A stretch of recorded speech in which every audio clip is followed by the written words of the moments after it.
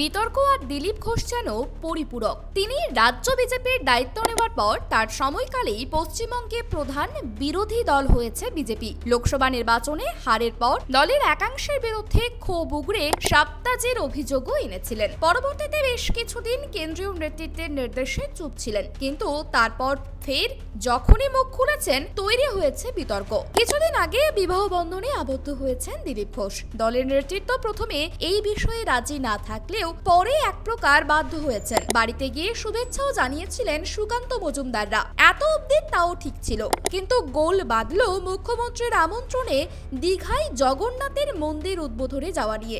রাজনৈতিক মহলের একাংশের মতে জেনে শুনেই বিতর্ক তৈরি করেছেন দিলীপ বাবু। লোকসভা নির্বাচনে আসন বদলের ফলে হারটা সম্ভবত মেনে নিতে পারেননি তিনি।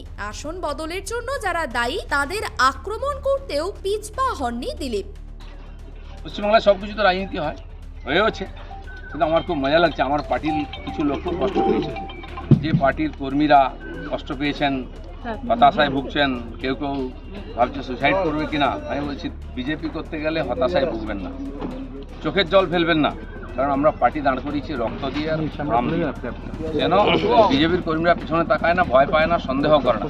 যতদিন আমার মনের মধ্যে, আমাদের কর্মীদের মধ্যে সন্দেহ ছিল না, বিভেদ ছিল না, পার্টি এগিয়েছে। যেদিন থেকে এই ধরনের অপসংস্কৃতি ঢুকেছে তখন থেকে পার্টি পিছোচ্ছে। দিলীপ ঘোষ 42 বছর ধরে ঘরবাড়ি ছেড়ে সমাজের কাজ করছে, 10 বছর রাজনীতি করছে। দিলীপ ঘোষের দিকে আঙুল তোলার হিম্মত কারো নেই, না পক্ষে না বিপক্ষে। যে কোনো ধরনের আমি চ্যালেঞ্জ করছি। যাদেরকে আমি নিয়ে এসে নেতা বানিয়েছি, যারা বিজেপি দেশে করে খাচ্ছে, তাদেরই বেশি পেট ব্যথা হচ্ছে। যাদেরকে আমি নিয়ে এসে নেতা করেছি তারা খুব চিন্তিত ভবিষ্যৎ নিয়ে। পার্টির উপরে ভরসা রাখুন, চিন্তা করার কোনো দরকার নেই। দিলীপের দীঘায় জগন্নাথের মন্দির উদ্বোধনে যাওয়া নিয়ে অর্জুন সিং, সৌমিত্র খাঁ সহ বিজেপির নানান স্তরের নেতারা ইতিমধ্যেই দিলীপের সমালোচনা করলেও রাজ্য নেতৃত্ব প্রকাশ্যে কোনো মন্তব্য করেননি। আমি কোনো মন্তব্য করব না। গতকালই আমার অবস্থান আমি বলেছি, আমি কোনো মন্তব্য করব না, এগুলো আপনাদের কাজ। সূত্রের খবর, দীঘার ঘটনা দিলীপ ঘোষের ব্যক্তিগত বিষয় বলেই দল এড়িয়ে যেতে চাইছে।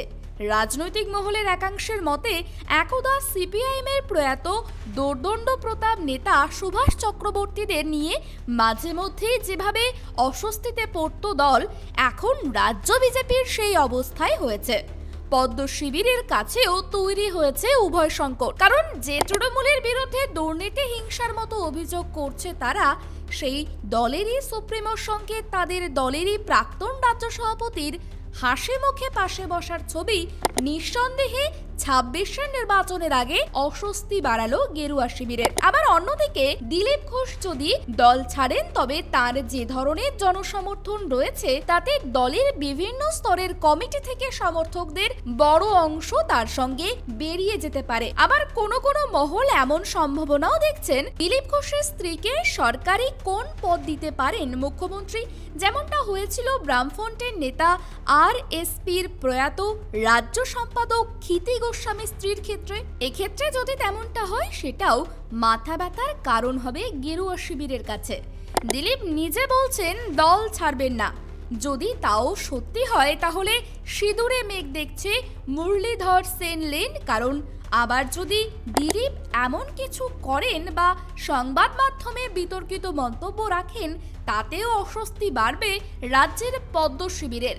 সূত্রের খবর, দিলীপের সাম্প্রতিক ঘটনা সম্পর্কে কেন্দ্রীয় নেতৃত্বকে জানানো হয়েছে, কিন্তু দাবাং দিলীপ ঘোষের চরিত্র কি তাতে বদলানো যাবে, প্রশ্ন রয়ে যাচ্ছে।